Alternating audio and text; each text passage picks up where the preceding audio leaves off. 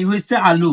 হ্যাঁ, যেটা আমি গ্রামের ভাষায় যা আলু আমাদের দেখতে পাচ্ছেন, এই যা আলু এইখানে কাটিং হওয়ার পর এর নাম ফ্রেঞ্চ ফ্রাই হইতেছে। এটা কিন্তু রেস্টুরেন্টে, আর এইটা হয়েছে গ্রামে। গ্রামে আলু এইখানে আসার পরে কনভার্ট হইতাছে, এটা রেস্টুরেন্ট, এইখানে আইসে হইতাছে ফ্রেঞ্চ ফ্রাই। গ্রামের বাজারে বা আমাদের এই মুহূর্তে বাংলাদেশ মার্কেটে আলুর দাম হইছে 45 টাকা কেজি। আর এক অর্ডার ফ্রেঞ্চ ফ্রাইয়ের দাম হয়েছে 149 টাকা। তাহলে এখন 149 টাকা এক অর্ডার ফ্রেঞ্চ ফ্রাইয়ের দাম। আরে ভাই, আলু কিনে আমার মাথায় ধরে না এই হিসাবটা, যে আলু কিনলাম 45 টাকা কেজিতে, এখন এক অর্ডার ফ্রেঞ্চ ফ্রাইয়ের দাম হচ্ছে 149 টাকা, ধরেন 150 টাকা। এখন কথা হলো, আলু এক অর্ডারের মধ্যে 100 গ্রাম আলু লাগে, 100 গ্রাম আলুতে হয় 149 টাকা, ধরেন 150 টাকা।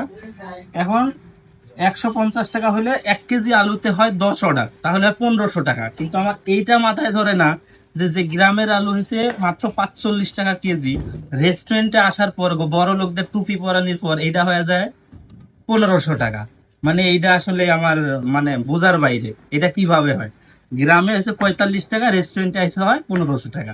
এখন হয়েছে আলু, তারপরে হয়েছে ফ্রেঞ্চ ফ্রাই কনভার্ট হওয়ার পর। মানে এই একই কিন্তু আলু, এখন আলু আছে আর এই পাশে আসলে হয়ে যায় ফ্রেঞ্চ ফ্রাই।